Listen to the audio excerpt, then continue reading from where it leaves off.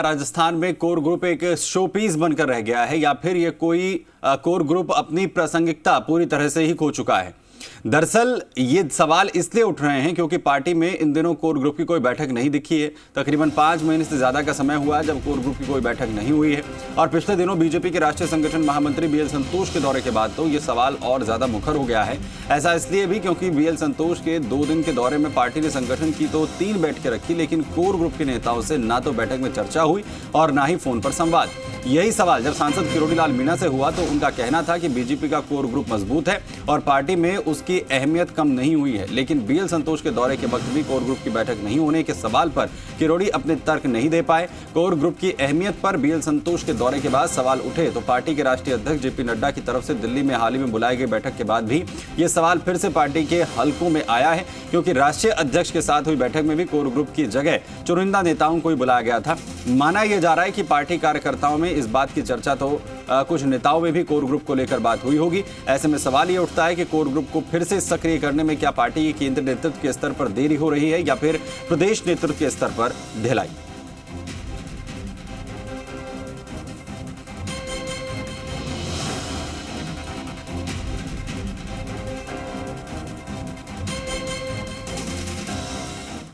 Core group का जब समय आएगा, जब कोर ग्रुप को भी बुलाएंगे, कुछ चीजें ऐसी हैं जो सीमित लोगों में कही जाती है और जब आप कहीं से टिकट मांगो तो पता ना पूरी कोर कमेटी नाम की चर्चा करेंगे।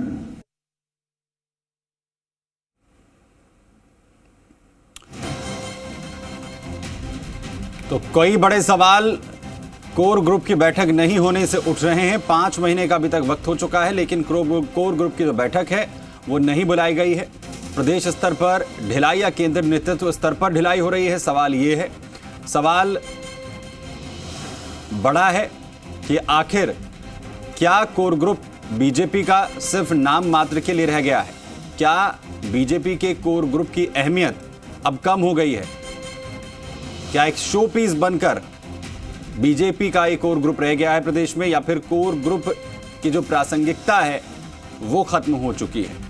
6 महीने से कोर ग्रुप की कोई बैठक नहीं हुई है। शशि मोहन जुड़ रहे हैं खबर पर जानकारी के साथ, जी मीडिया संवाददाता। शशि, अंदर खाने क्या कुछ चल रहा है जब कोर ग्रुप की बैठक नहीं होना, ये सवाल जब पूछा जाता है तो खुद जो किरोड़ी लाल मीणा सामने आते हैं, नेता आते हैं, वो भी इसका बेहतर तरीके से जवाब नहीं दे पाते हैं।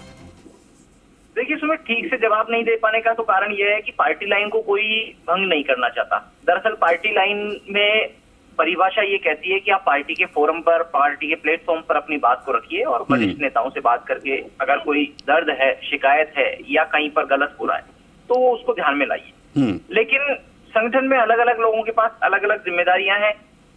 जिन लोगों के पास ये जिम्मेदारी है कि कोई अगर कमी रही है तो उस पर लोगों से बात करें और उसको ऊपर पार्टी के केंद्रीय नेतृत्व के ध्यान में लाए, वो भी काम पूरा हो रहा है या नहीं हो रहा।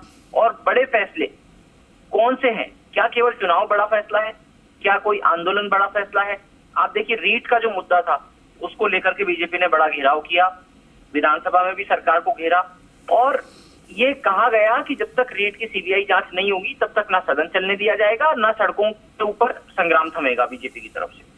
लेकिन इस मुद्दे पर भी पार्टी के कोर ग्रुप की अलग राय आई और खासतौर से जब बीएल संतोष का 2 दिन का दौरा हुआ तब तो पार्टी के कोर ग्रुप के कई नेताओं की जो ढांढस उन्होंने रोक रखा था सब्र के बांध पर, वो टूट गया सब्र का बांध और उन लोगों ने अपनी प्रतिक्रिया भी दी कुछ अलग अलग जगह पर। हालांकि कार्यकर्ता जो कहते हैं, कार्यकर्ताओं के बीच में चर्चा है वो भी नेताओं से ही आती है।